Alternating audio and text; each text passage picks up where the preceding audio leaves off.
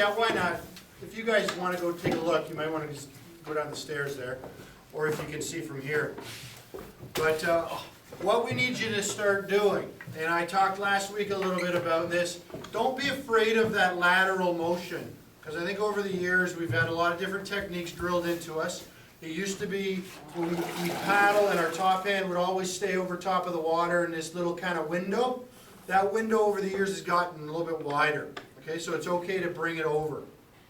Okay, so it's really tough to paddle with your top hand over the water the whole time. The only way to do it is to just use your arms and paddle.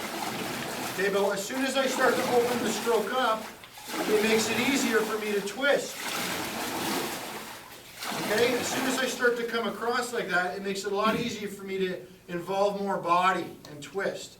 And the reason is, when I finish my stroke, this is what I was just telling Warren, you got to think about a connection between your top hand and your paddling side hip.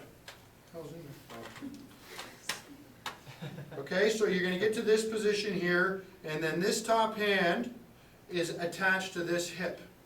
And I like to think of it like a fish hook almost. So it's, you know, you don't have a lot of, you got to follow or you're going to be in trouble.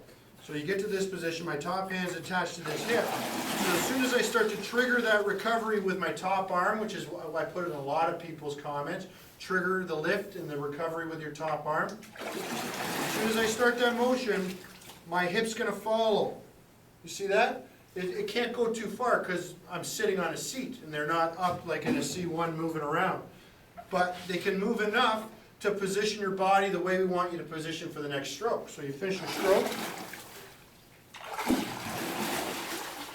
All of a sudden I'm back at the catch and my body's twisted, as opposed to finishing a stroke and going back like that, because that's what we're seeing a lot of. The arms are just positioning the paddle back at the catch, instead of twisting back at the catch. So you feel your butt move a little bit on the seat, and you feel a little bit of stretch in your inside leg hamstring, because we're twisting the hips. And then we're talking about the 2-to-1 ratio. We're talking about 1, 2, 3, 1, 2, 3, 1, 2, 3, 1, 2, 3. So we're trying to be as inclusive with our bodies as we can and lead with the core. That's really important. Okay? So that's the two things. Lead with the core at night and no pausing or fades. And the fade, what I was talking about was this.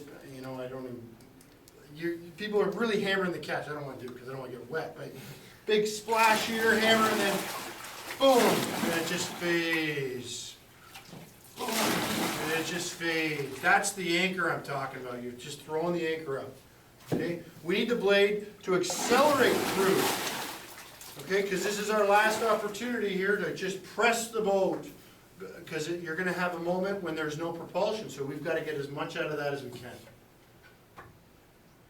Okay, so there was a lot of feedback I put in those comments, but these are the two big things we got out of it. And they're all the comments that you'll read are related to this, okay?